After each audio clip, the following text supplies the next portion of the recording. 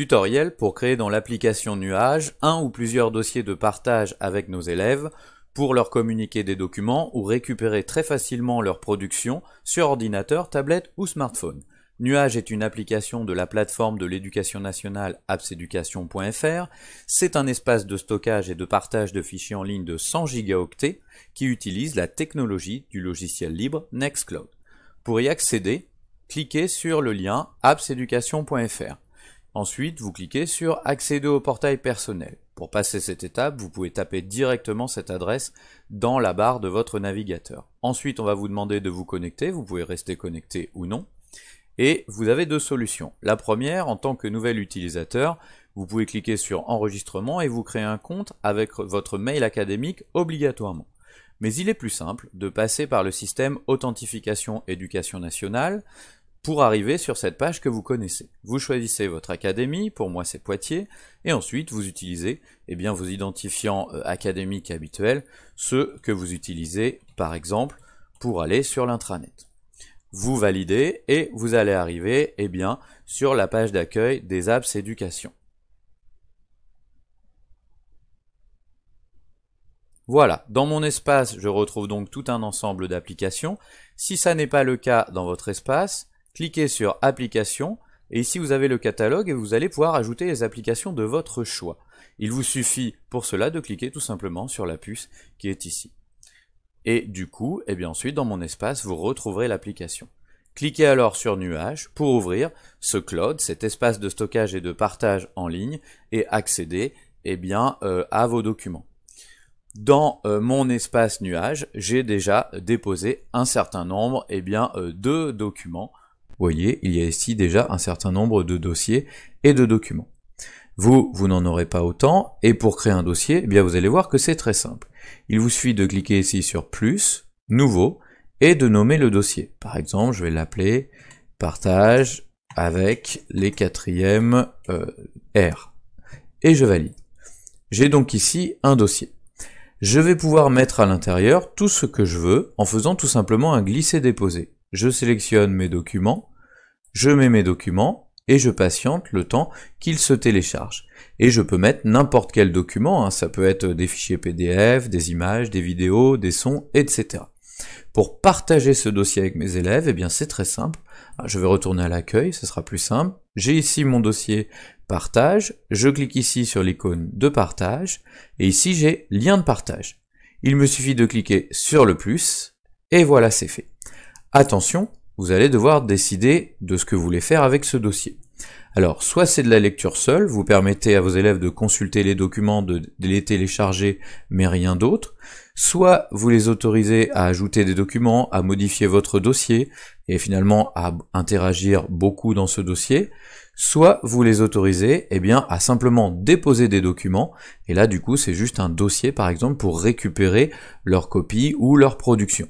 N'oubliez pas d'enlever cette coche qui met une date d'expiration par défaut, et voilà. Donc là par exemple si je veux un dossier de partage de consultation, je fais lecture seule, je fais copier le lien, et c'est ce lien que je vais confier à mes élèves.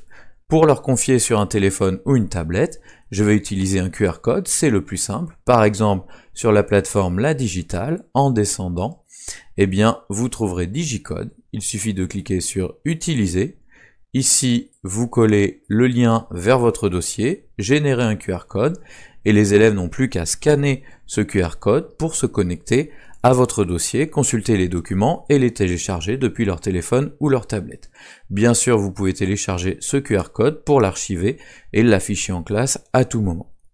Si vous souhaitez donc créer un dossier de récupération de données des élèves, vous faites la même chose, on va faire nouveau dossier, on va appeler par exemple ça copie 4e R, voilà, comme ceci. Ici, je vais également aller au bout de ma ligne activer le lien de partage.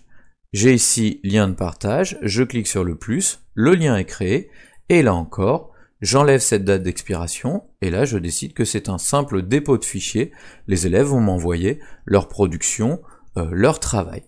Et il me suffit encore de copier le lien ici, d'aller ici dans la digitale, pour tout simplement coller ce lien, générer un QR code, et laisser les élèves le scanner pour accéder à ce dossier et me transférer très facilement leurs documents.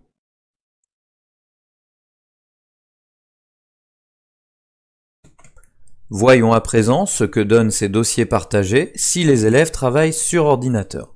On va commencer par le dossier de partage de documents. Donc je clique sur partager pour récupérer le lien ici.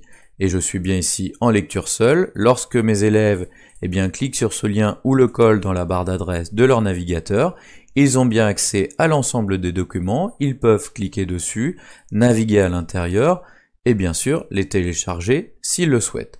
Voyons maintenant ce que ça donne avec le dossier de récupération de travaux d'élèves. Ici donc Copycat R, pareil, je clique sur partager pour récupérer le lien. Je suis bien en dépôt de fichier. Lorsque mes élèves cliquent sur ce lien ou le collent dans la barre d'adresse, ils vont récupérer un simple bouton pour aller sélectionner leurs documents et me les envoyer. Ici par exemple la copie de Tom, ça marche également avec un glisser-déposer comme ceci, j'ai donc une double copie de Tom.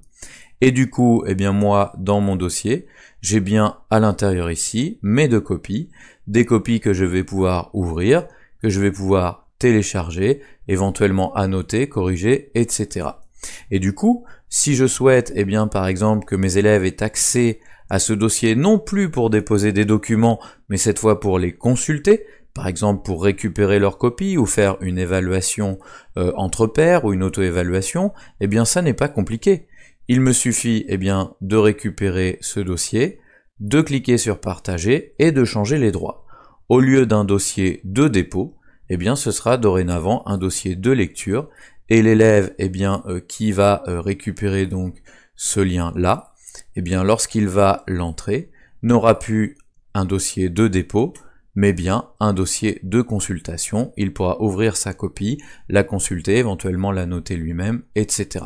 Voilà, maintenant vous savez tout et c'est à vous de jouer.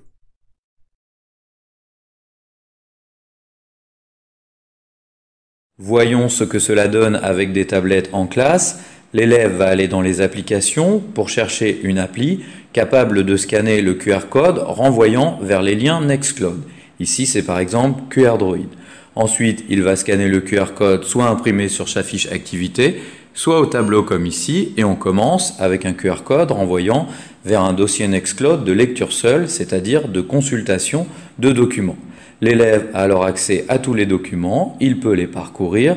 S'il le souhaite, il peut également les télécharger pour ensuite pouvoir travailler dessus dans une autre application et éventuellement les modifier s'il le souhaite. Ensuite, voyons ce que ça donne à présent, cette fois avec un autre QR code, avec cette fois un QR code permettant le dépôt de fichiers. Donc là encore, QR Droid, un nouveau QR code, cette fois vers un dépôt de fichiers.